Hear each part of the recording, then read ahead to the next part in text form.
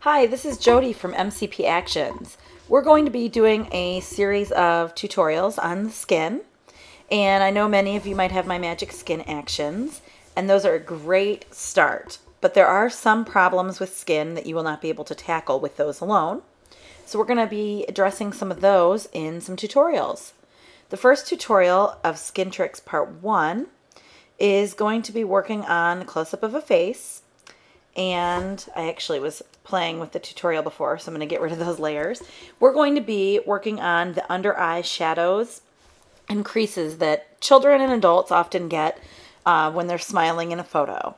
So you can see here we've got the little dark creases under the eye, and we're going to try to lessen those up a little bit. So what we're going to do is we're going to be using the patch tool today in this tutorial. And this is the patch tool right here in our toolbar, left toolbar. You're going to select the patch tool, and then we're going to make a duplicate layer to work on.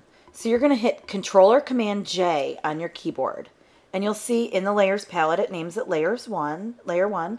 We're going to go ahead and change the name to under eye skin.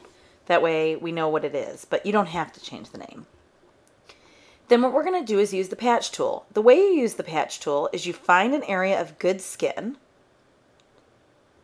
and you trace around it, and it makes a selection, and then you're going to drag it to an area where it's very good skin. And it's going to literally replace that area for you, and then you'll come up in here to help it blend, maybe do it one more time. And you'll see now it looks pretty much perfect. At your top toolbar right here, you want to make sure that you have, before you run your patch tool, that it's set to source rather than destination. So go ahead and try it yourselves now if you want. I'm going to go ahead and do the other eye. And again, I'm going to drag it to the right cheek right here because the left cheek isn't big enough.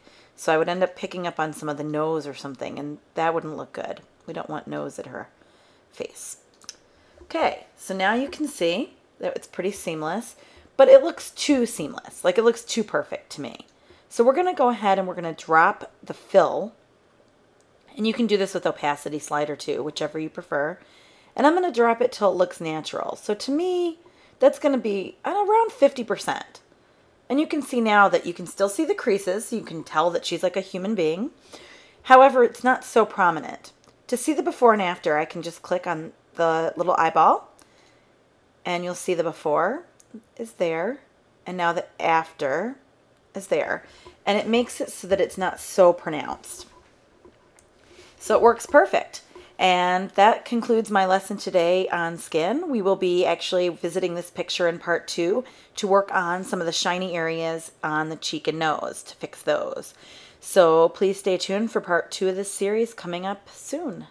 Thank you very much. This is Jody from mcpactions.com. Please visit my blog at mcpactions.com/blog. Thank you.